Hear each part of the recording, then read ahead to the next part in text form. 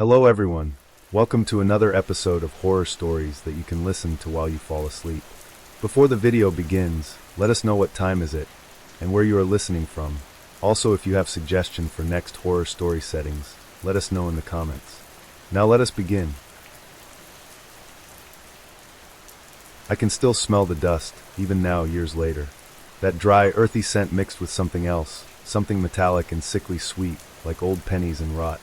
It clings to me, a phantom odor that rises whenever I close my eyes, whenever the silence gets too loud. It started subtly, like all the worst things do.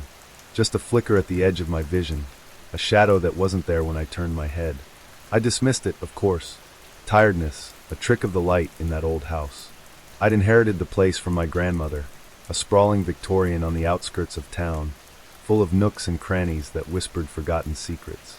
It was a project, I told myself, a fresh start after everything. The house always felt a little too quiet. Not empty quiet, but listening quiet. The kind of silence that hums, pregnant with unspoken things. I started noticing small discrepancies. A book moved from the shelf to the table. A teacup left on the counter when I swore I'd put it in the sink. Nothing concrete enough to raise an alarm, just enough to prickle the back of my neck. I blamed my own absent-mindedness, the stress of unpacking, the sheer volume of my grandmother's belongings. Then came the sounds. Faint creaks on the stairs when no one was there. A soft rustling in the attic above my bedroom, like someone dragging something heavy across the floorboards. I'd lie awake, heart hammering against my ribs, straining to hear, convinced it was just the house settling, the old wood groaning under its own weight. But the sounds grew bolder, more distinct. Footfalls. A faint, almost imperceptible whisper that seemed to weave itself into the natural hum of the house. I started locking my bedroom door at night. A ridiculous gesture, I knew. If someone was already inside, a flimsy lock wouldn't stop them. But it offered a sliver of control, a fragile barrier against the unknown. My sleep became fractured, punctuated by sudden jerks awake, convinced I heard my name being called from the hallway, a voice so low it was almost a thought. One particularly humid night, I woke to a distinct scratching sound, coming from inside my closet. It wasn't the tentative mouse-like scurry I'd sometimes hear. This was deliberate, rhythmic, like nails dragging across wood. My breath caught in my throat. I lay there rigid, listening to the relentless scraping, each sound a hammer blow to my fragile composure. After what felt like an eternity, it stopped. The silence that followed was even worse, a vast, echoing void where the scratching had been. I didn't open the closet that night, or the next morning. It sat there, a dark maw in my room, its contents unseen, unknown. Days blurred into a haze of exhaustion and paranoia. I jumped at every shadow, every creak. My reflection in the mirror seemed to grow more gaunt, my eyes wide and haunted.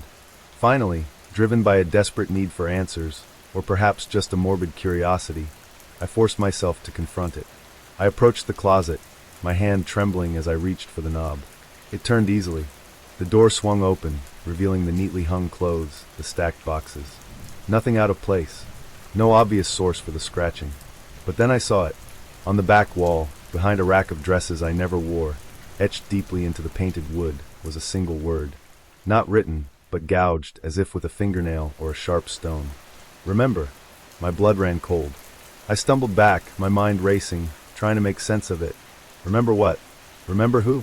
I spent the next few days tearing through the house, searching for clues, for anything. I found old photo albums, faded letters, dusty journals. Most of it was mundane, everyday life. Until I found her. In a faded sepia photograph, tucked away in a shoebox at the very back of my grandmother's desk.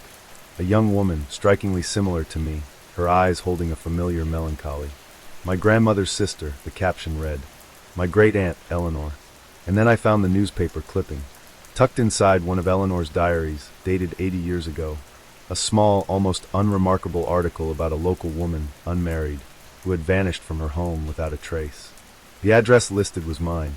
The name, Eleanor Vance. I sat there, the clipping trembling in my hand, the pieces clicking into place with a horrifying inevitability. The whispers, the footfalls, the feeling of being watched. They weren't from a stranger. They were from her. Trapped, trying to tell me something. I looked at the closet again, at the word etched into the wood. Remember, she wasn't just haunting the house. She was haunting me, because I wasn't just living in her house. I was her great niece, the last remaining family. And in those terrified, sleepless nights, a chilling thought took root, one that made my blood freeze in my veins. What if she wasn't just trying to remember? What if she was trying to recreate? I need to tell someone about what happened at the hospital 3 months ago. I can't sleep anymore. Every time I close my eyes, I see her face. I was working the overnight shift in the psychiatric ward, my first week on the job. The pay was decent, and I needed the money. It was supposed to be quiet. Most patients were medicated, sleeping peacefully through the night. Room checks every hour, basic monitoring. Simple. The ward was old, built in the 60s. Fluorescent lights hummed constantly, casting everything in sickly yellow. The linoleum floors squeaked under my sneakers as I made my rounds. 24 rooms, each with a small window in the door. She was in room 18. Sarah Chin, the chart said, 26 years old. Admitted for severe dissociative episodes following a car accident. The notes mentioned she'd been speaking to someone who wasn't there, insisting her twin sister was still alive. Her twin had died in the crash. The first few nights, Sarah seemed normal enough. Quiet, withdrawn, but responsive when I checked on her. She'd nod when I asked if she needed anything, sometimes even manage a weak smile. But on Thursday night, things changed. I was doing my 2 a.m. rounds when I reached her door. The window was small, but I could see her clearly. She was sitting on the edge of her bed, perfectly still, staring at the empty chair beside her window. She was talking. I couldn't make out the words through the thick door, but her lips were moving. Her head would tilt slightly, as if listening to responses. Then she'd nod and continue the conversation. I watched for maybe 10 minutes. Her expression was so animated, so engaged. She looked happier than I'd seen her since admission. Part of me didn't want to interrupt, but protocol was protocol. I opened the door quietly. "Sarah, everything okay?" She turned to me, startled. "Oh, hi. Yes, I'm fine. Just talking with Emma." "Emma? My sister." She glanced back at the empty chair. "She's been visiting me. The doctors don't believe me, but she's here. She's been here every night." My skin prickled. "Sarah, there's no one in that chair." Her face crumpled. "Please don't say that. Please. She's all I have left." I softened my voice. "I understand you miss her, but—" "She's wearing the blue dress," Sarah interrupted, staring at the chair. "The one from our birthday last year. She says she's not ready to leave yet. She says she has something important to tell me." The temperature in the room felt like it had dropped 10 degrees. I glanced at the chair, seeing nothing but shadows. "What does she want to tell you?" Sarah's eyes never left the empty space. "She won't say. Not yet. She says I'm not ready to hear it." I finished my check and left, but something nagged at me. Back at the nurse's station, I pulled up Sarah's file on the computer. The accident report was attached. The crash happened on Highway 9, just after midnight. Sarah had been driving. She'd swerved to avoid a deer, lost control, and hit a tree. Her sister Emma was in the passenger seat. But as I read further, my blood went cold. Emma hadn't died on impact. She'd survived long enough for the paramedics to arrive. Long enough to be conscious when they pulled her from the wreckage. The report noted that she'd been trying to speak, reaching toward her sister. She'd died in the ambulance, still trying to say something. The next night, I found myself lingering outside room 18 during my rounds. Sarah was having another conversation. This time, she seemed agitated. "I don't understand," she was saying to the chair. "What do you mean it wasn't my fault?" "Of course it was my fault. I was driving." A long pause. "No, Emma, that doesn't make sense. There was a deer. I saw it." Another pause. Sarah's face went pale. "What do you mean there was no deer?" I pressed closer to the window, my heart pounding. "The brakes?" Sarah's voice was barely a whisper now. "What about the brakes?" She listened to something I couldn't hear, her expression growing more horrified by the second. "Oh God," she breathed. "Oh God, Emma, no. That can't be right." She suddenly looked directly at the door, directly at me. Our eyes met through the small window. "She says someone's been watching us," Sarah said, her voice carrying clearly now. "She says someone tampered with the car." I stumbled backward from the door, my mind racing. This was impossible. She was having a breakdown, creating elaborate delusions. That's what the doctors would say. But then I remembered something from the accident report. The investigating officer had noted that the brake lines appeared unusually worn for a car that was only 2 years old. No formal investigation had been opened. Accidents happen, especially on dark mountain roads. I spent the rest of my shift in a daze. When morning came, I went straight home and searched online for everything I could find about the Chen twins. What I discovered made my stomach turn. Emma had been a forensic accountant, working on a major fraud case involving a local construction company. She'd uncovered evidence of kickbacks, bribes, millions in missing funds. Her final report had been scheduled for submission the day after the accident. The case had been quietly dropped after her death. I didn't sleep that day. That evening I called in sick, but I couldn't stay away. I drove to the hospital parking lot and sat in my car, staring up at the psychiatric ward. Room 18's window glowed softly in the darkness. My phone buzzed with a text from an unknown number. "She knows you know. Come inside. Room 18. She's ready to tell you everything." I stared at the message, my hands shaking. I hadn't given my number to anyone at the hospital except my supervisor. Another text. "The same people who killed me are watching Sarah. She's not safe. You're the only one who can help." I looked back up at the window. A shadow moved across it, two shadows standing close together. I'm sitting in my car now writing this. I know I should drive away, call the police, do something rational. But Sarah is in there, and if what Emma is trying to tell us is true, then Sarah isn't having a breakdown at all. She's the only witness left. And now they know I know too. The phone is buzzing again. Another message, room 18. "Now, before they come for both of you." I can see someone walking across the parking lot toward my car. I have to go inside. I have to hear what Emma needs to tell us. God help me. I think I'm about to find out why the dead sometimes refuse to stay buried. I can still feel the grit under my bare feet, even now, years later. Not sand, not dirt, but something finer, almost like dust, yet with a strange, metallic tang. It coated everything in that old abandoned factory, a fine, almost invisible layer that seemed to absorb all sound, leaving an unnerving, palpable silence. It started as a dare, a stupid, teenage rite of passage. The old mill, they called it, built in the late 1800s, shuttered decades ago after some industrial accident no one really talked about, just whispered around. A place of shadowed windows and rusted machinery, standing like a skeletal monument to a forgotten past. We'd gone in countless times before, just exploring, kicking at fallen bricks, daring each other to climb higher into the crumbling structures. But this time was different. This time, Kevin, always the bravest, or perhaps the most foolhardy, had found something new. It was a sub-basement, an area no one knew existed. He'd stumbled upon it when a section of the floor, weakened by years of neglect, finally gave way under his weight. Luckily, he'd caught himself on a beam, but the hole revealed a set of corroded metal stairs spiraling down into absolute darkness. We gathered the next night, flashlights clutched in sweaty palms. The air grew heavy as we descended, thick with the scent of damp earth and something else, something cloying and sweet, like decaying flowers. The beam of my flashlight danced across cracked concrete walls, revealing rusted pipes snaking overhead, dripping with an unknown liquid that splattered silently onto the floor. The temperature dropped sharply, and a chill that had nothing to do with the cool air prickled my skin. We found a single, massive room down there, surprisingly empty save for a single, enormous contraption in the center. It looked like some grotesque, steampunk organ, all brass pipes and levers, impossibly complex, silent and ominous. That's when the sound started. Not loud, not at first. Just a faint, rhythmic thump-thump, barely perceptible, like a heartbeat deep within the earth. We froze, our flashlights cutting through the oppressive darkness. "What was that?" Sarah whispered, her voice a thin thread of fear. Kevin, ever the cynic, dismissed it as the building settling. But the thumping grew stronger, more insistent, accompanied by a low, mechanical hum that vibrated through the floor. The air grew heavier, making it hard to breathe, filling our lungs with that sickly sweet scent that was now almost overpowering.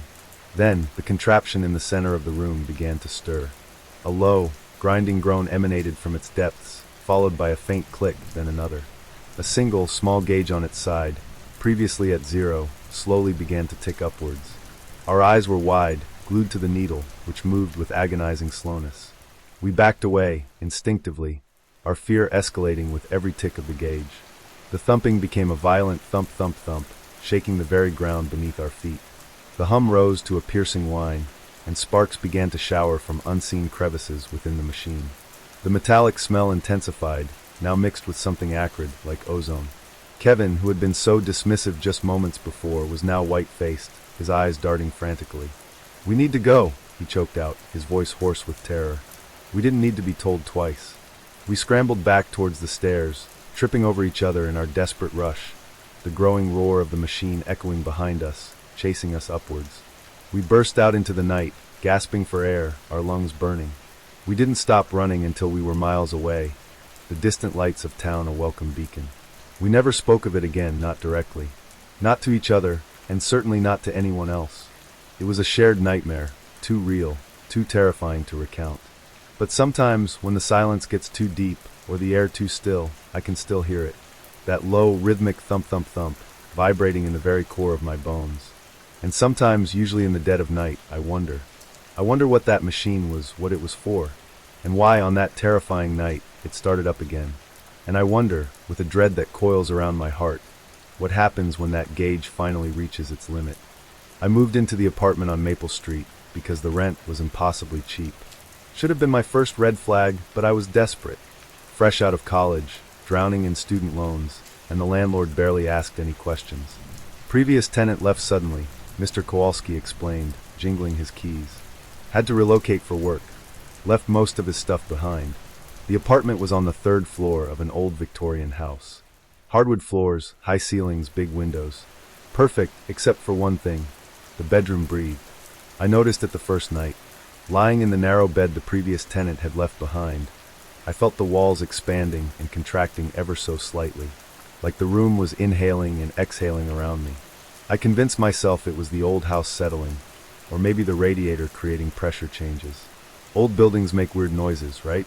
But it wasn't a noise. It was movement. During the day, I couldn't detect it. But at night, in the darkness, the walls would push outward with a soft, almost imperceptible movement, then slowly draw back in, like lungs filling and emptying. The rhythm was too regular to be the house settling, too slow to be my imagination. Exactly 12 seconds in, 12 seconds out. I started timing it with my phone. Every night, same pattern. It never varied. After a week, I mentioned it to my downstairs neighbor, Mrs. Patterson. She was watering plants on the front porch when I came home from work. "Oh, you're in Danny's old room," she said, not looking up from her flowers. "How are you finding it?" "It's fine. Just, the bedroom feels a bit strange at night." Her hand stilled on the watering can. "Strange how?" "Like it's moving. The walls, I mean." She set down the can and looked at me directly for the first time. "Danny mentioned that too. Said it felt like sleeping inside something alive." "What happened to Danny?" "The landlord said he moved for work." Mrs. Patterson glanced up at my window. "Danny worked at the gas station down the street. Had that job for 3 years. One morning he just didn't show up. Packed his car that same day and left. Wouldn't talk to anyone. That night, I lay awake listening to the room breathe around me. The walls pushed out, held, then slowly contracted. I pressed my palm against the wall beside the bed. I could feel it. The plaster was actually moving, expanding outward about an inch, then drawing back. I got up and examined the walls with my phone's flashlight. The paint looked normal, no cracks or irregularities. But when I pressed my ear against the wall, I heard something that made my skin crawl. A heartbeat.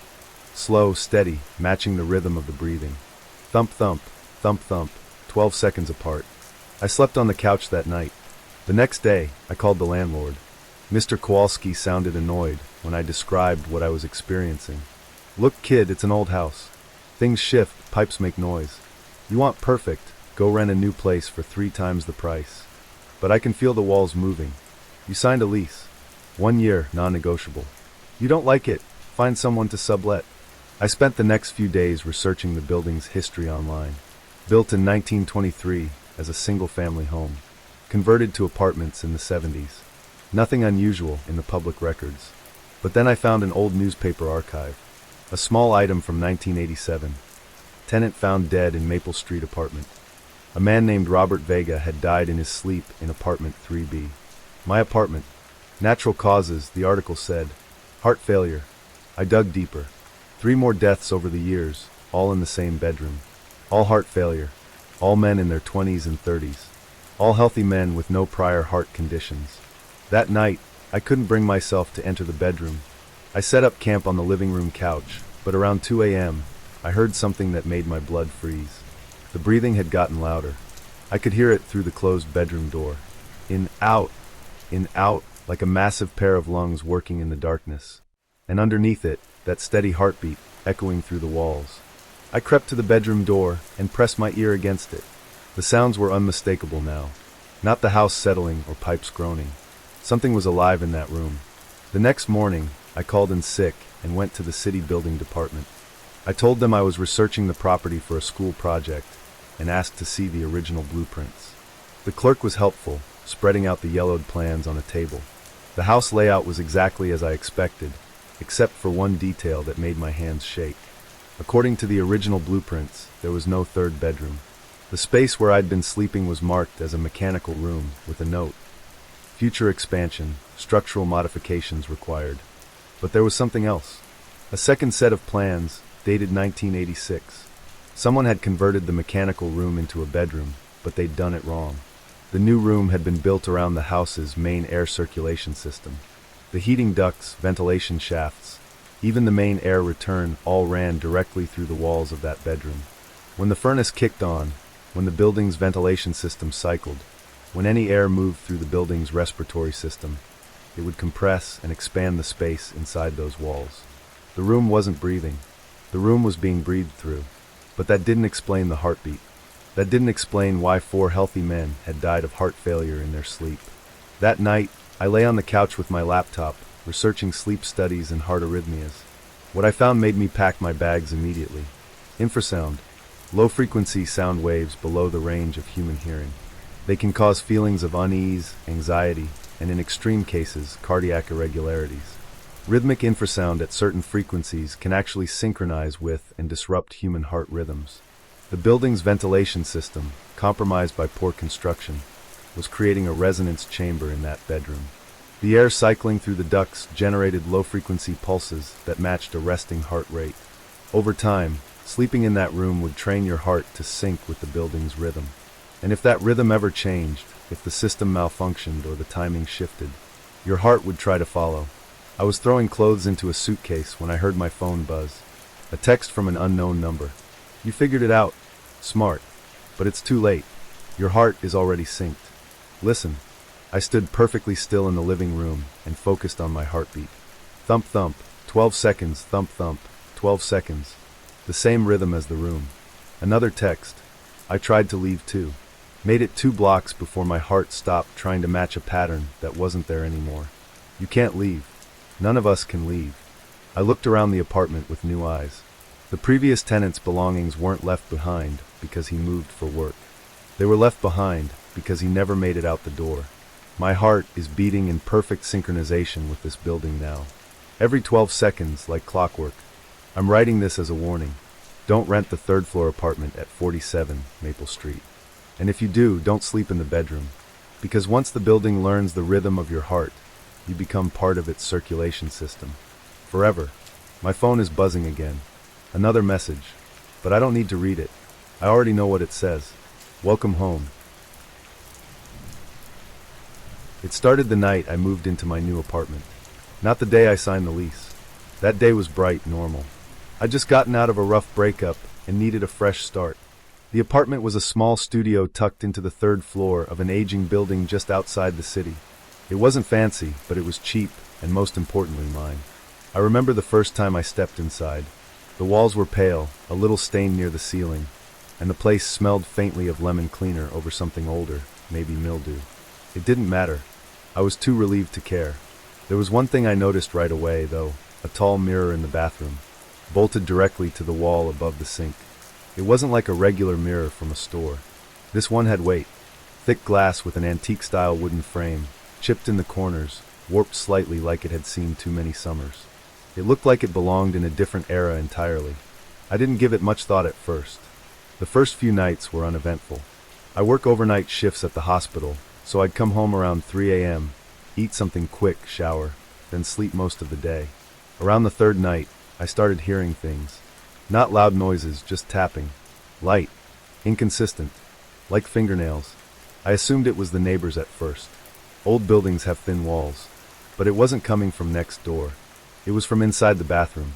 It would stop whenever I entered the room. Start again when I left. The first time it truly unnerved me. I'd just gotten out of the shower. The mirror was fogged, and I was wiping it clean when, for a fraction of a second, I thought I saw something move behind me. Not a person. Not a shape. Just motion. I turned around fast. Nothing. My heart was pounding, but I laughed it off. Told myself it was steam or light bending through the fog. But the feeling stayed with me. That sense that something wasn't right with the mirror. That it watched me. That night, I left the bathroom light on. I told myself it was because I didn't want to stub my toe walking to the kitchen. But the truth? I didn't want to walk past the mirror in the dark. Then came the moment I stopped making excuses. I was brushing my teeth, staring into the mirror, half asleep, counting the seconds until I could collapse into bed. That's when I saw it. My reflection, it blinked out of sync with me. I stopped brushing. I leaned closer, my eyes wide. It looked normal again, but I swear on everything, it blinked a second after I did. Like it was catching up. I didn't sleep that day. The next morning, I called the landlord, told him the mirror felt loose, and asked if I could take it down. He hesitated, then said, "That mirror's been there since the building was put up. Part of the original fixture. Don't mess with it. Previous tenants all kept it." "Previous tenants?" I asked. "You mean the last guy?" He was quiet for a second. Then, "There were a few before you." That stuck with me. I hadn't seen anyone move out. No furniture, no moving truck. That night, I tapped on the mirror. Tap, tap, tap. Nothing. Then, about 10 seconds later, tap, tap, tap. From behind the glass. My stomach dropped. I backed out of the bathroom slowly, never taking my eyes off the mirror. I didn't sleep that day either. I sat at my desk with all the lights on, my ears straining for any sound. Every creak, every tick of the old pipes made me flinch. Eventually I snapped. I had to know. I grabbed a screwdriver and started prying at the edge of the mirror. It was stubborn, sealed tight around the frame, but I could feel air coming from behind it. Cool. Damp. It took over an hour, but finally the mirror creaked. Then it shifted. It wasn't just a mirror. It was a door. It opened inward, into a narrow, pitch-black passage. The air was thick, musty. I shined my phone flashlight inside. Dust coated the floor, but not evenly. There were bare footprints, leading deeper in. I should have called the police. I should have slammed it shut. But I didn't. I was frozen. I took one step inside. Just one. The walls were concrete, rough and wet. It felt like a basement crawl space. Except I was on the 3rd floor. I heard breathing. Not mine. Slow. Rhythmic. I backed out, shut the mirror, and pushed my dresser in front of it. I haven't touched it since. But it hasn't stopped. Now when I brush my teeth, I see the mirror fog up, and handprints appear on the inside of the glass. And when I sleep, I dream of someone standing just on the other side, watching me, smiling. This morning, I woke up to find the dresser pushed 3 inches away from the wall. I live alone. I don't think the mirror leads to somewhere. I think it leads to someone, and I think they've been waiting for me to open it again. I still remember the silence of that field. Not the peaceful kind, but the heavy, suffocating silence that comes before a storm or after a scream. It was a late autumn afternoon, the kind where the sun hangs low and paints the sky in bruised purples and oranges. I was cutting through the old farmer's field, the one with the abandoned scarecrow that always seemed to watch you. Just a shortcut home, a way to avoid the winding country road. The field was vast, bordered by a dense line of ancient, gnarled trees. The air was still, not a single leaf rustled. Even the usual chirping of crickets was absent. Just the crunch of dry stubble under my worn boots. It was unsettling, this quiet, like the world was holding its breath. As I walked, I couldn't shake the feeling of being watched. I glanced over my shoulder, but there was nothing, just the endless rows of dry corn stalks. My eyes drifted towards the scarecrow. It stood hunched and tattered, its burlap head drooping, a faded flannel shirt flapping gently in a breeze I couldn't feel. Harmless, just an old scarecrow. But then I saw it, or thought I did, a subtle shift in its posture, like it had just moved, but was now still again. My heart gave a little lurch. Nerves, I told myself. Just nerves. I picked up my pace, a cold prickle starting at the base of my neck. The silence of the field seemed to amplify every sound of my own movement, every breath, every beat of my frantic heart. I kept my eyes fixed on the distant tree line, desperate to reach the road. Then I heard it, a soft, rustling sound behind me. It wasn't the wind. There was no wind. I hesitated, my blood turning to ice. My mind screamed at me to keep going, not to look back. But some morbid curiosity, some primal fear, forced me to turn. The scarecrow was closer.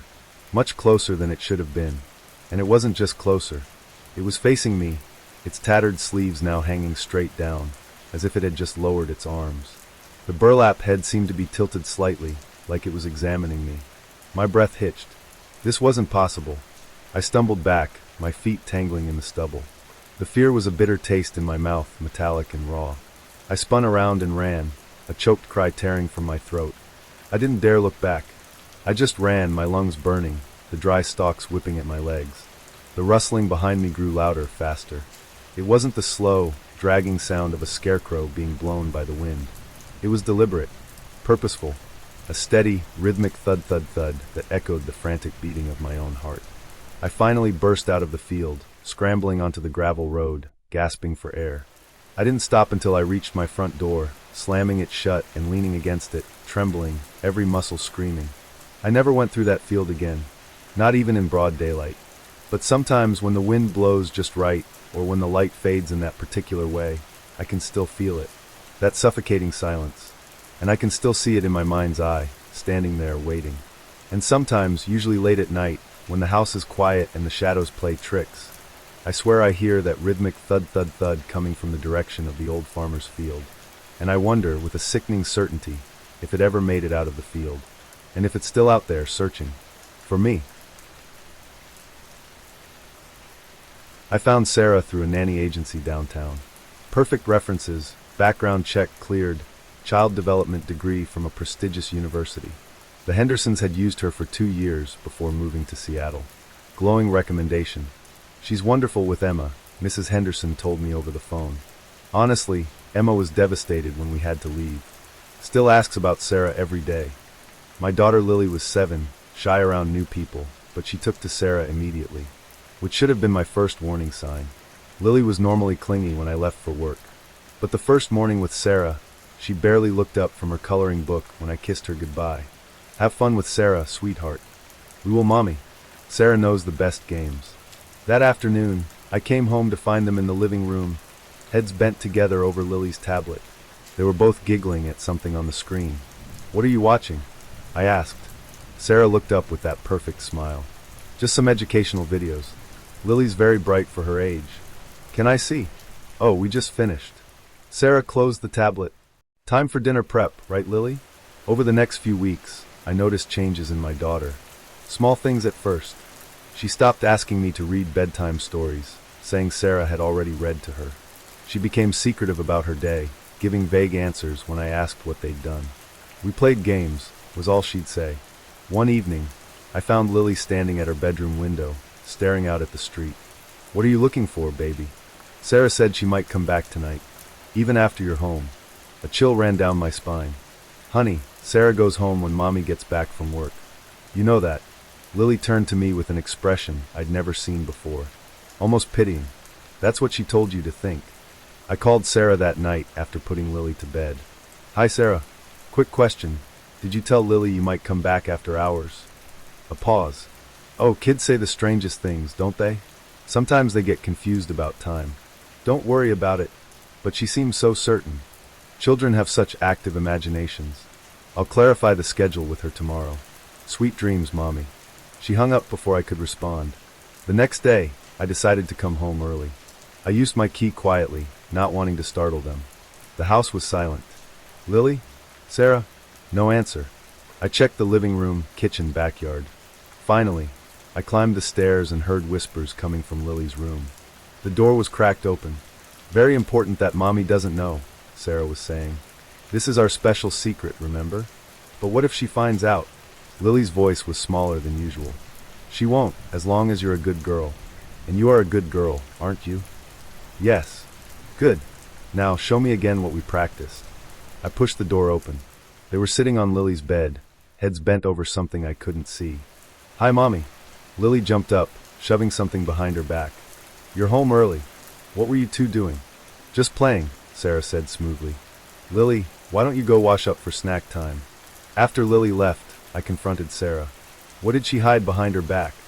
Nothing important. Just a little craft project. She wanted to surprise you. But something in Sarah's eyes made my skin crawl.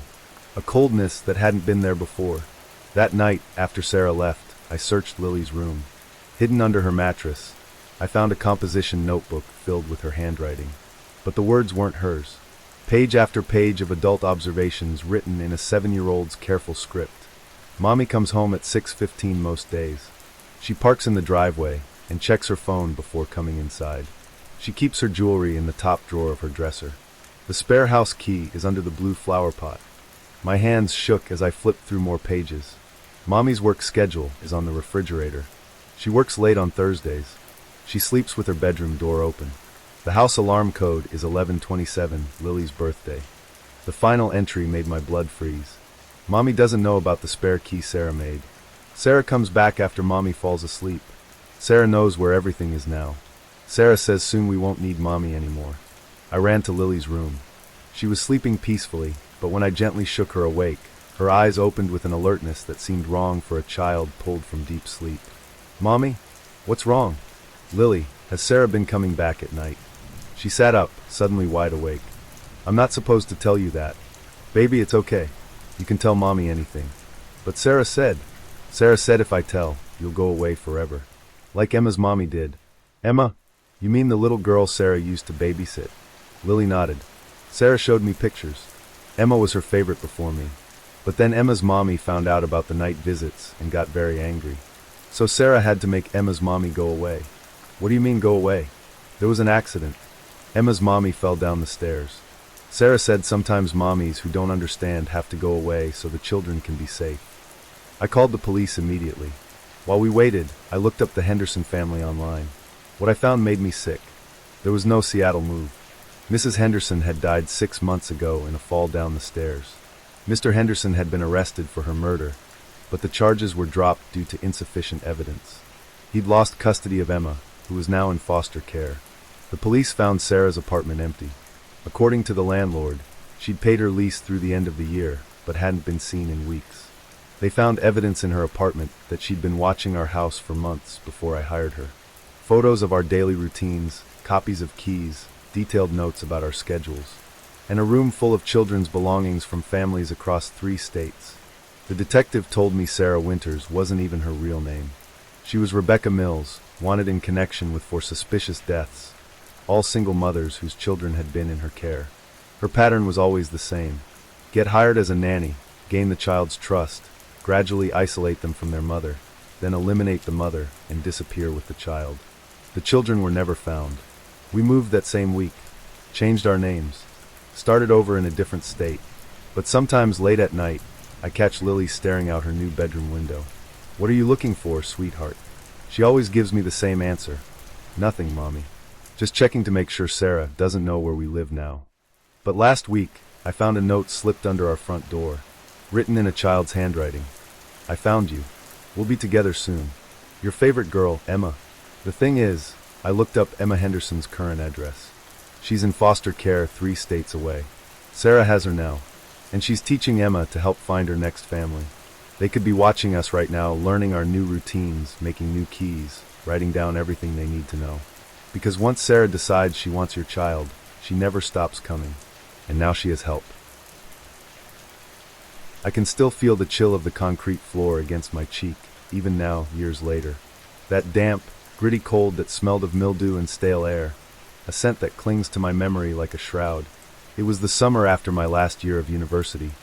A summer I spent holed up in my inherited apartment building, trying to make sense of the tangled mess of my grandfather's life. He'd been an eccentric, a recluse, and his building, a crumbling 4-story walk-up in the older part of the city, reflected that. Every apartment was crammed with forgotten junk, antique furniture covered in dust sheets, and the lingering scent of old books and something faintly metallic, like forgotten coins.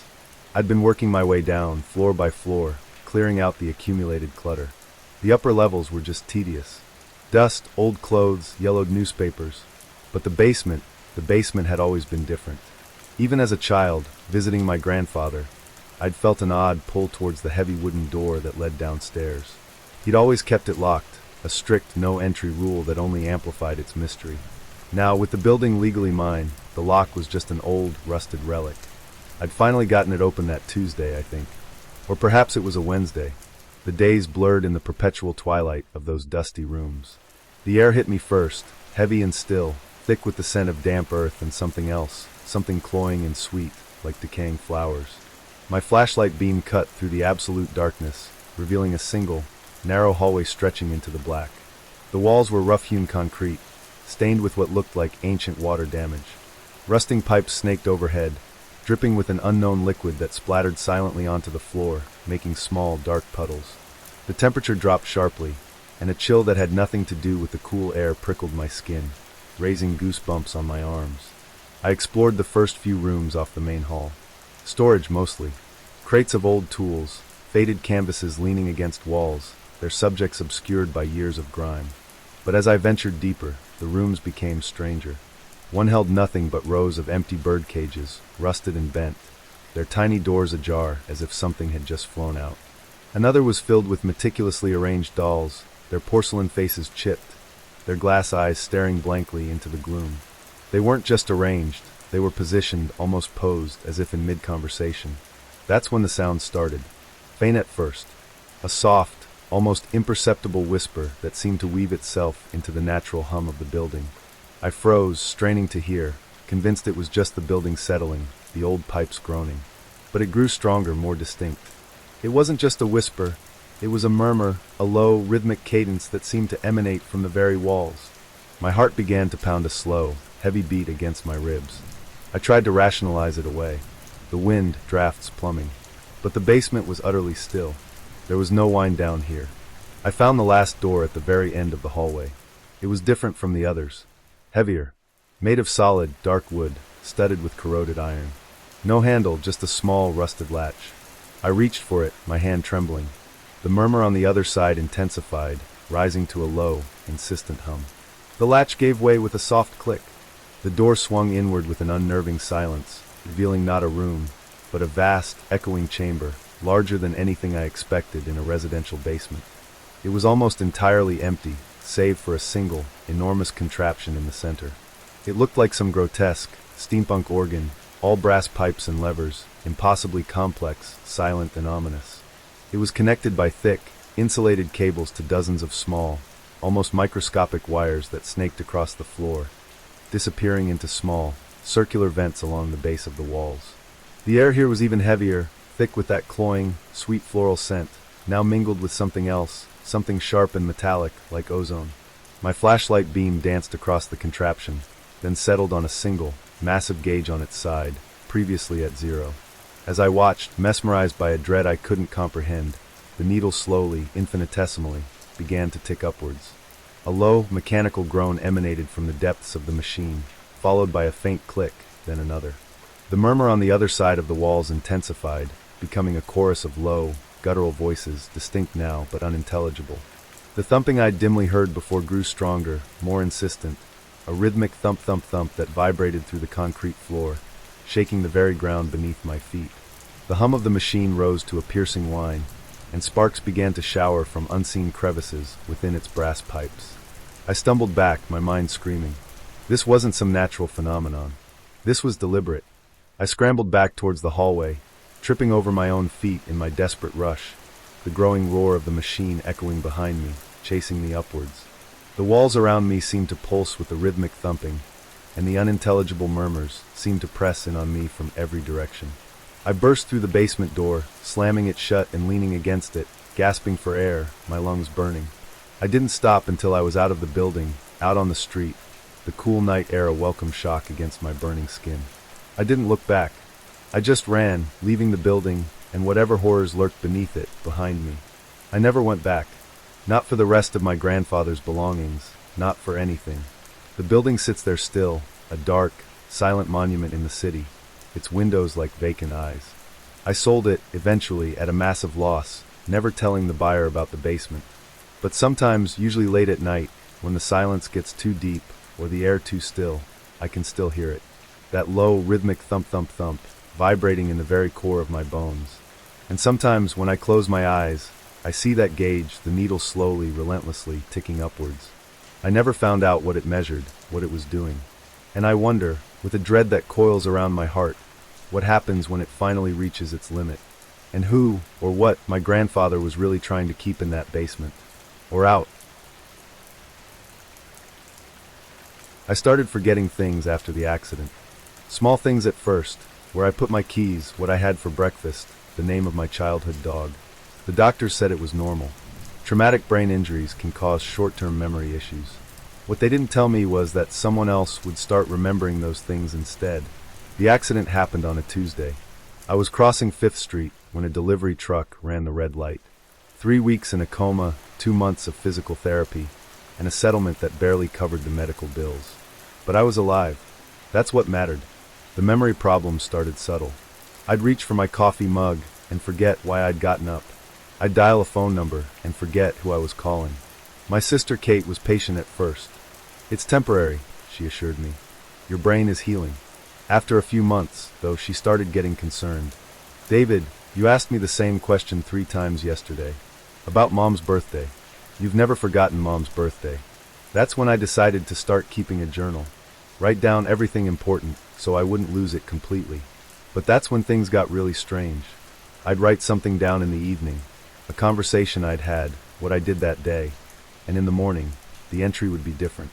Not in my handwriting, but in the same pen on the same page. My entry: had lunch with Kate at the diner on Oak Street. She ordered a turkey sandwich. The changed entry: had lunch with Kate at Miguel's Cafe.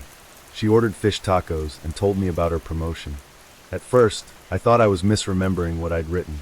Brain injury, after all. But then I started taking photos of my journal entries with my phone before bed. The entries were definitely changing overnight. Someone was correcting my memories. I set up a small camera in my bedroom, hidden behind some books. The next morning, I checked the footage. At 3:17 a.m., a woman had entered my room. She moved quietly, like she belonged there, going straight to my nightstand. She opened my journal, read my entry, then carefully erased parts of it and wrote in corrections. But here's the thing that made my blood run cold. I recognized her. She looked exactly like my ex-girlfriend Rachel, who had died in a car accident 5 years ago. I called Kate immediately. "Kate, this is going to sound crazy, but I need you to come over now." When she arrived, I showed her the video. She went white. "David, that's not Rachel." "What do you mean?" "It looks exactly. That's Amanda Pierce. She was in the hospital same time as you. Same floor, actually. I saw her when I was visiting." Kate pulled up Facebook on her phone and showed me Amanda's profile. The resemblance to Rachel was uncanny, but Kate was right. This was a different woman. She was in a coma for 6 months after some kind of accident. Woke up the same week you came home. Why would she have keys to your apartment? I checked with my landlord. No one had been given spare keys. I had the locks changed that afternoon. It didn't matter. The next morning, there was a new entry in my journal. David changed the locks today. He's starting to remember things that aren't his to remember. This needs to stop. That wasn't my handwriting. I called the hospital and asked about Amanda Pierce. The nurse I spoke to sounded uncomfortable. "I'm sorry, sir, but I can't discuss patient information. I'm not asking about her medical records. I just need to know if she's dangerous." A long pause. "Sir, are you saying Ms. Pierce has contacted you?" "She's been in my apartment. Multiple times. Please hold." 5 minutes later, a doctor came on the line. "Mr. Chin? This is Dr. Martinez from the neurological unit. I need you to come in immediately. Don't go home. Don't go anywhere alone. Come straight to the hospital." When I arrived, Dr. Martinez was waiting with 2 police officers. "Amanda Pierce suffered severe brain trauma 6 months ago," he explained. "But her case was unusual. Instead of losing memories, she started acquiring them. Memories that weren't hers." "What do you mean?" "We think there was some kind of neurological crossover during her coma. She was in the bed next to yours for 3 weeks. Same machines, same monitoring equipment. Somehow, she began accessing memories from other patients." One of the officers leaned forward. "She's been stalking brain injury patients across the city.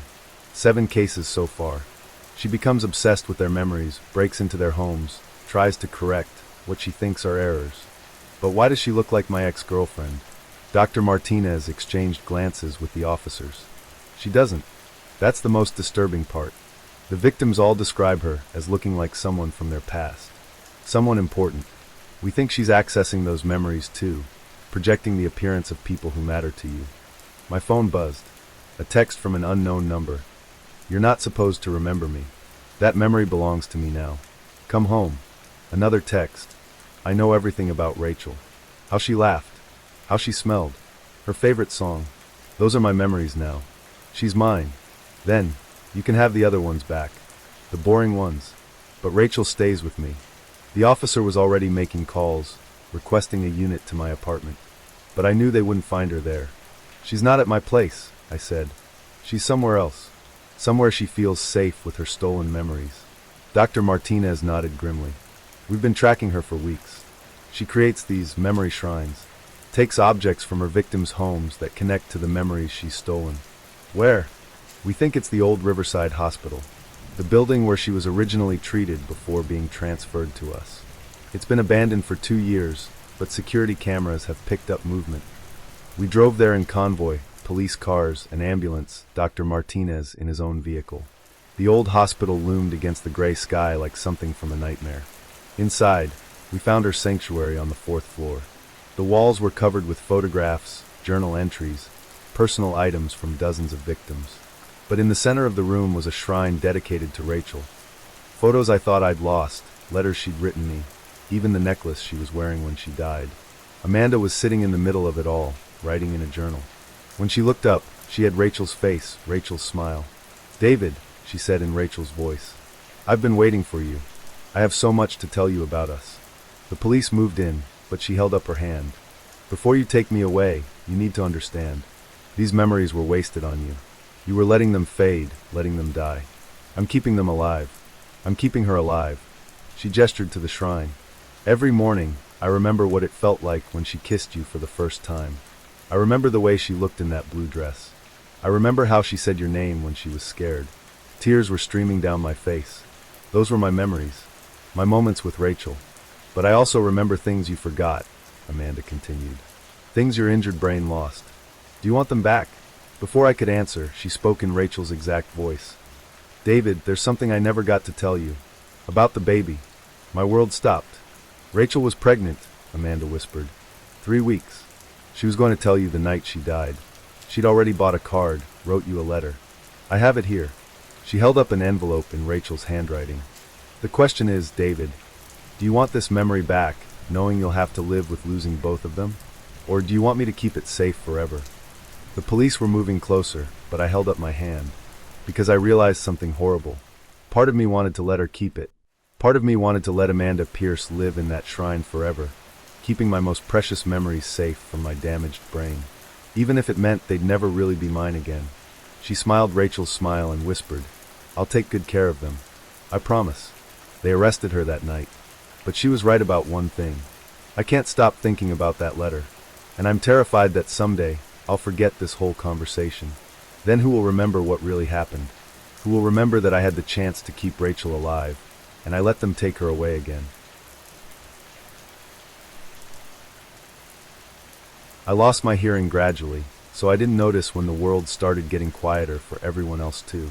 It began with tinnitus after a concert in college, just a ringing that wouldn't go away. Over 15 years, my hearing deteriorated until I was completely deaf. I learned sign language, got a cochlear implant, adapted to a silent world. What I didn't realize was that I was taking the sound with me. The first hint something was wrong came from my neighbor, Mrs. Chin. She knocked on my door one Tuesday morning, looking exhausted. "Excuse me," she said, speaking unusually loudly. "Have you noticed anything strange with the sound in your apartment?" I read her lips carefully. "What do you mean?" "It's like everything's getting quieter. My TV, my radio, even my own voice. I have to turn everything up to maximum volume just to hear it normally." I shrugged. "Maybe you should see an audiologist." But over the next week, more neighbors complained about the same thing. Mr. Patel from upstairs said his grandson's crying had become almost inaudible. The couple in 3B mentioned their dog had stopped barking, not because it was sick, but because when it tried, no sound came out. Everyone in the building was slowly going deaf. Everyone except me. I'd already been there. I started paying closer attention to people's behavior around me. In the grocery store, cashiers would lean closer when talking to customers. On the bus, passengers would cup their ears and ask each other to repeat themselves. It was subtle at first, but spreading. I thought it was coincidence until I visited my sister Sarah across town. She lived in a different neighborhood, worked in a different part of the city. No connection to my daily routine. But within 3 days of my weekend visit, she texted me. "Is it just me, or is everything getting really quiet lately?" I had to turn my TV to full volume last night. That's when I started keeping track. I mapped everywhere I'd been in the past month. The coffee shop where I got my morning latte. The barista mentioned they'd had to replace their sound system twice. The library where I studied. Patrons were complaining they couldn't hear the computer's keyboards clicking. Everywhere I went regularly, people were losing their hearing. And it was accelerating. I researched my condition obsessively. Sensorineural hearing loss, they called it. Damage to the inner ear or auditory nerve. Usually irreversible. But what if it wasn't just damage? What if my ears weren't just broken? What if they were still working, just in the wrong direction? What if instead of receiving sound, they were somehow absorbing it? I found Dr. Elizabeth Warren, an otolaryngologist who specialized in unusual hearing disorders. Getting an appointment was difficult. She was booked months out, dealing with what she called an unprecedented epidemic of sudden hearing loss in the city. When I finally saw her, she was fascinated by my case. "Your cochlear implant is functioning perfectly," she said, reviewing my tests. "But there's something I've never seen before. The electromagnetic field around your implant is incredibly strong. Almost like it's drawing in auditory signals instead of just receiving them. Is that possible? Theoretically? No, but I've been seeing cases like yours all month. People with hearing aids, cochlear implants, even just severe hearing damage. They're all surrounded by these expanding zones of silence." She pulled up a map on her computer. Red dots marked reported cases of sudden hearing loss across the city. "Look at the pattern," she said. "It's not random. These silent zones are growing outward from specific points. And those points correspond exactly to the addresses of patients with severe hearing impairment." My blood went cold. How many patients? 47 so far. The largest zone extends about 6 miles from its center. That one started 3 months ago. "Where's the center?" She checked her notes. "Riverside Hospital. A patient in the long-term care ward. He's been completely deaf for 8 years following a stroke." The hospital was across town, but I drove there immediately. The long-term care ward was eerily quiet, not just because people were speaking softly, but because even the mechanical sounds seemed muted. Ventilators wheezed instead of hummed. Heart monitors beeped so quietly they were barely audible. I found the patient, James Morrison, 67 years old. He'd been catatonic since his stroke, staring at the ceiling, unresponsive to any stimulus. But when I approached his bed, something impossible happened. I heard something. For the first time in 5 years, I heard actual sound without my cochlear implant. A low, almost inaudible humming coming from somewhere inside his head. I pressed my ear closer to his skull, and the humming grew louder. It wasn't coming from his throat or his chest. It was coming from his ears. His ears were making sound. All the sound that had been drained from the world around him. I called Dr. Warren immediately. "You need to come here now," I whispered into my phone. "And bring every audiologist you know." When she arrived with her team, they confirmed what I'd discovered. James Morrison's auditory system had somehow reversed itself. Instead of processing incoming sound waves, his damaged ears were generating them, pulling acoustic energy from the environment and storing it. "It's like he's become a black hole for sound," Dr. Warren explained. "And the effect is spreading to other people with hearing damage. You're all connected somehow, creating a network that's draining sound from the world. How do we stop it?" She looked at the readings on her equipment. "I don't think we can. The effect is accelerating. In another month, the silent zones will overlap. What happens then? Total silence. For everyone. That was 2 weeks ago. The silent zones are growing faster now. News reports show mass hearing loss in major cities worldwide, always starting from hospitals, care facilities, anywhere people with severe hearing damage are concentrated. The deaf community is trying to help, teaching sign language to panicked crowds. But it's too late for most people. I can hear James Morrison humming constantly now, even from miles away. All of us in the network can hear each other, a chorus of stolen sound trapped inside damaged ears. Yesterday, my sister lost her hearing completely. She texted me, "I can hear you humming in my head. Is that normal?" It's not normal. None of this is normal. We're not just losing our hearing. We're becoming collectors, absorbing every sound until the world goes permanently silent. And the worst part, I think we like it. In the absolute quiet, we can finally hear each other clearly. The 53 of us in the network, humming together, sharing every stolen whisper, every captured laugh, every absorbed scream. Soon there will be no more sound left to take. Just us, humming in perfect harmony in our silent world. The last sound humanity will ever hear, and it will be beautiful. Got it. Let's try a new opening for the lighthouse story, focusing on a disturbing memory or image right from the start. The image that haunts me isn't of the storm-tossed waves or the stark, sweeping beam of the lighthouse. It's the memory of a single, small handprint, perfectly formed in the thick dust of the lantern room's floor. A print that appeared when there was no one else on St. Jude's Isle. That's where it all began, that impossible mark, pressed into the gray film of accumulated grime, chilling me to my core even before the whispers started. I can still taste the salt in the air, a metallic tang that mingled with the briny scent of the ocean, even now, years later. It clings to me, that memory, like the perpetual dampness of the old lighthouse. It was a clear, crisp October day, the kind where the sky is a brilliant, impossible blue, and the waves crash against the rocks with a hypnotic roar. I'd taken the job as the temporary lighthouse keeper on St. Jude's Isle, a tiny, isolated rock off the coast, desperate for solitude after everything. The lighthouse itself was an imposing, stoic sentinel, built of gray stone, its light sweeping across the restless sea in a steady, reassuring rhythm. There was a small, attached living quarters, cramped and Spartan, but clean. The island was small, barren save for hardy grasses and the wind-stunted trees that clung to the cliffs. My only company was the gulls and the relentless murmur of the ocean. It was exactly what I thought I needed. My duties were simple: maintain the light, log the weather, keep the place tidy. The first few weeks passed in a quiet rhythm. Days spent reading, watching the ships pass like silent ghosts on the horizon, nights bathed in the comforting sweep of the beam. The isolation was a balm, dulling the sharp edges of my grief. Then things started to shift, subtly at first. A faint scratching sound from the narrow spiral staircase leading up to the lamp room. I dismissed it as settling wood, old stone contracting in the cool night air. The lighthouse had stood for over a century. It was bound to creak. But the sounds grew more distinct. Not just creaks, but a soft, rhythmic tap-tap-tap, like something lightly tapping on stone. It would come and go, usually in the dead of night, when the only other sound was the ocean. I'd lie awake in my cot, straining to hear, my breath catching in my throat, trying to rationalize it away. A loose pane of glass in the lantern room, perhaps. A bird caught inside. One particularly foggy night, the tapping became more insistent, louder, almost directly above my sleeping quarters.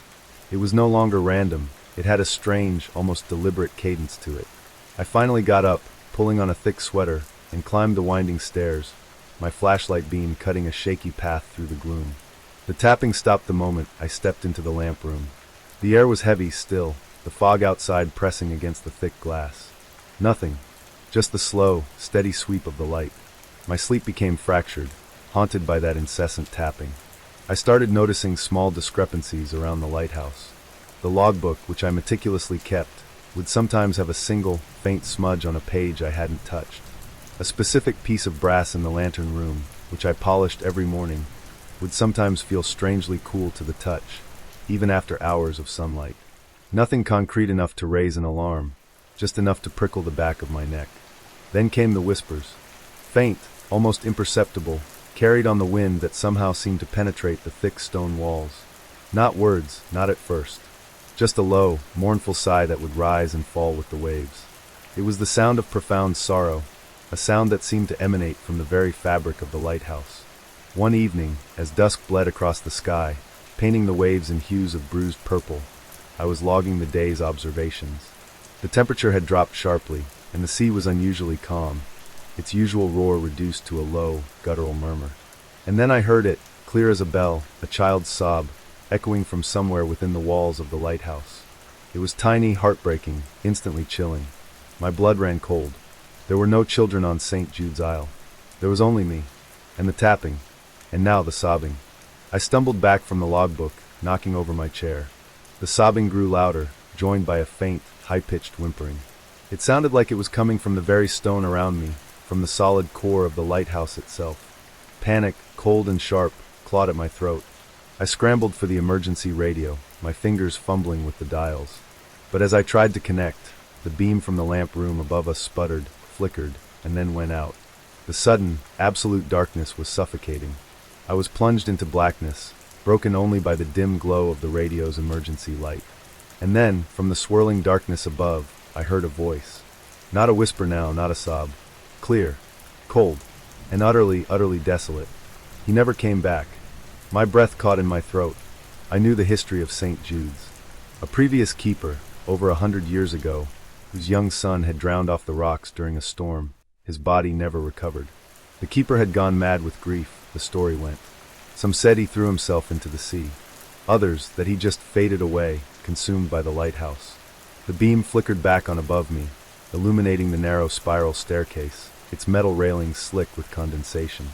And there, standing halfway down the stairs, was a small, indistinct figure. Not a child, not really. More like a shimmering outline, barely visible in the intense light. But it was there, and it was weeping. The lighthouse began to hum, a deep, resonant vibration that I felt in my bones. The stone around me seemed to pulse with a low, mournful sigh, growing in intensity. It wasn't the wind. It was the sound of 100 years of sorrow, compressed and amplified. I didn't wait. I turned and ran, scrambling down the winding steps to the ground floor, my heart a frantic drum against my ribs. I threw open the heavy oak door and burst out into the night, the freezing wind and the driving rain a welcome shock against my burning skin. I didn't stop until I reached the small, dilapidated dock, pushing my dinghy into the churning waves with desperate strength. I never looked back at the lighthouse as I rowed, my arms screaming, towards the distant lights of the mainland. I left everything behind. My few possessions, the logbook, the nagging dread that had become my constant companion. I never saw St. Jude's Isle again. But sometimes, when the silence gets too deep, or the air too still, I still hear it. That insistent tapping, and that mournful, desolate sob. And I wonder, in the dead of night, if the boy is still there, weeping for his father. Or if it's the keeper, still consumed by his grief, perpetually waiting. And sometimes, a chilling thought takes root. What if the lighthouse doesn't just hold the light for ships, but also holds the souls of those lost to the sea?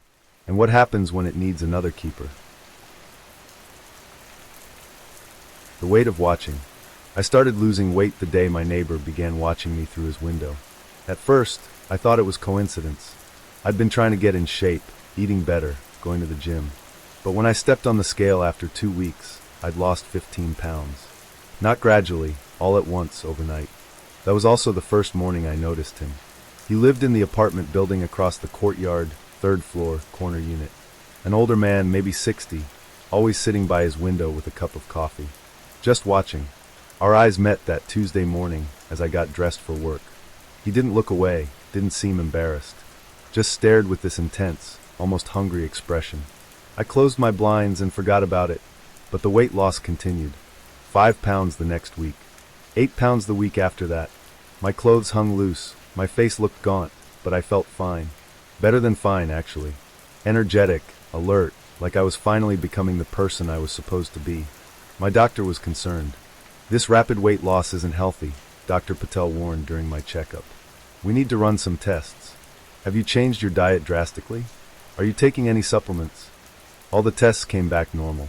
Blood work, thyroid function, metabolic panel, everything perfect. I was losing weight, but I was somehow healthier than I'd ever been. That's when I started paying attention to my neighbor. He was always there when I looked out my window. Morning coffee, afternoon tea, evening dinner. Always positioned where he could see directly into my apartment.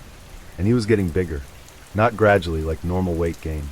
His face was fuller, his clothes tighter, his movements heavier. Week by week, as I got thinner, he got larger. I started documenting it.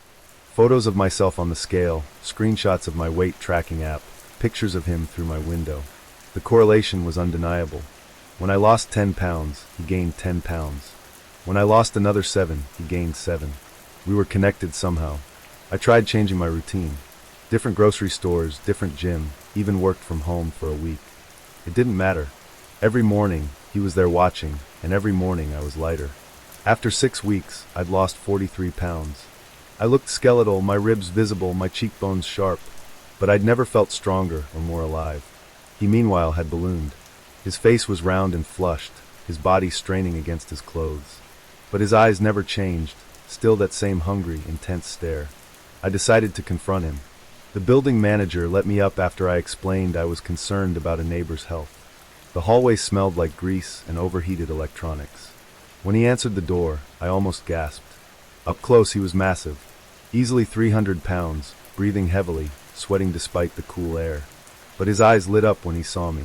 "You're even more beautiful in person," he wheezed. "So thin, so perfect. Just like I imagined. You've been watching me. Watching you become who you're supposed to be." He gestured for me to come in. "Please. I have something to show you." Against my better judgment, I entered his apartment. The place was a shrine to thinness. Magazine clippings of models covered every wall. Diet books stacked floor to ceiling. And photos, hundreds of photos of thin people, all with red X's marked across their faces. But dominating the living room was a massive telescope pointed directly at my apartment. "I've been doing this for 12 years, he said, settling into a reinforced chair that creaked under his weight. "Helping people become their best selves. By watching them, by taking their burden." He pointed to a photo album on the coffee table. "Look." The album was filled with before and after photos. Dozens of people, all dramatically thinner in the after shots. All with the same gaunt, skeletal appearance I now had. "Where are they now?" I asked. His smile faltered. "They achieved perfection. Complete thinness. Zero weight." "What does that mean?" "Look at the last page." I flipped to the end of the album. "Death certificates. Dozens of them. All listed cause of death as severe malnutrition or cardiac arrest due to extreme weight loss." "You killed them." "I helped them become perfect," he insisted. "And I carried their weight so they wouldn't have to. Look at me. I bear the burden of all their excess pounds. Their fat, their heaviness, their imperfection." I backed toward the door, but he continued talking. "You're almost there. Almost perfect. Just 10 more pounds, and you'll be completely free. Weightless. And I'll carry those final pounds forever, just like I carry all the others." "You're insane." "I'm dedicated." He struggled to his feet, his massive body swaying. 12 years, 47 people. I've absorbed over 2,000 pounds of human imperfection. Do you know what that feels like? To carry everyone else's weight. I ran. But back in my apartment, I couldn't stop thinking about what he'd said. I looked in the mirror and saw someone I barely recognized. Thin, yes, but was this really better? My arms looked like twigs, my legs like brittle branches. I stepped on the scale, 89 pounds. I'd started at 145. That night, I forced myself to eat. A full meal, dessert, snacks. I weighed myself before bed, still 89 pounds. In the morning, 84 pounds. He was still at his window, bigger than ever, watching with satisfaction as I stepped on the scale. I called the police, but what could I tell them? That my neighbor was stealing my weight by looking at me? They'd think I was having a breakdown. I tried covering my windows, staying away from any place he could see me. It didn't work. Somehow, the connection remained. Dr. Patel hospitalized me when I hit 78 pounds. They fed me intravenously, monitored my vitals, ran every test imaginable. But every morning I was lighter. From my hospital bed, I could see his building in the distance. On the 7th floor, I could just make out his window. He'd moved to a different apartment, one with a direct view of the hospital. He was still watching. The other patients started noticing their own weight loss. Mrs. Rodriguez, the elderly woman in the bed next to mine, lost 12 pounds overnight. The teenager across the hall lost 8. He was expanding his reach. Yesterday, I weighed 71 pounds. The doctors say I have maybe a week before my organs start shutting down. But I've figured out how to stop him. Tonight, when the nurses do their midnight rounds, I'm going to disconnect my 4 and walk to his building. I still have my spare key from when I confronted him. He wants me to reach zero weight? Fine, but I'm going to make sure he reaches zero weight first. If I can push him out his window, all that stolen weight will have nowhere to go. It'll disperse, return to the people it was taken from. Or maybe we'll both just disappear. Either way, this ends tonight. I can see him now, silhouetted against his window, still watching, still waiting for me to become perfect. He has no idea that perfection is about to come for him. 71 pounds of pure determination, walking straight toward his door. Let's see how much he weighs when he hits the pavement. I remember that day with chilling clarity. It was one of those rare, perfect autumn afternoons, crisp and clear, the kind of day that felt stolen from the tail end of summer. The sky was an impossible, vivid blue, streaked with delicate wisps of cloud that looked like brushed cotton. The air smelled sharp and clean, carrying the faint, sweet scent of burning leaves from somewhere down the valley.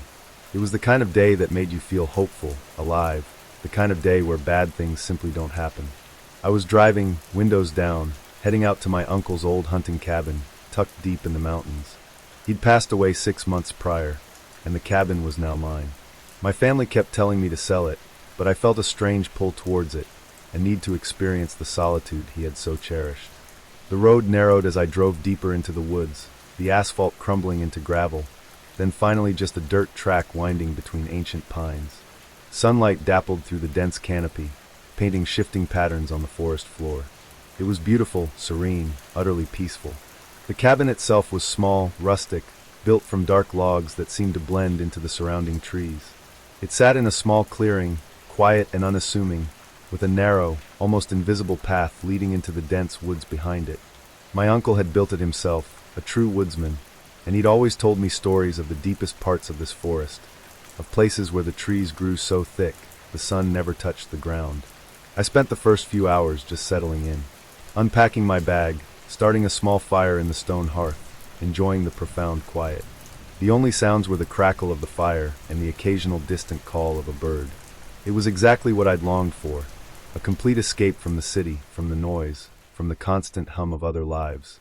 Then, as dusk began to bleed into the sky, painting the western horizon in bruised purples and oranges, I heard it. A faint, rhythmic thump, thump, thump.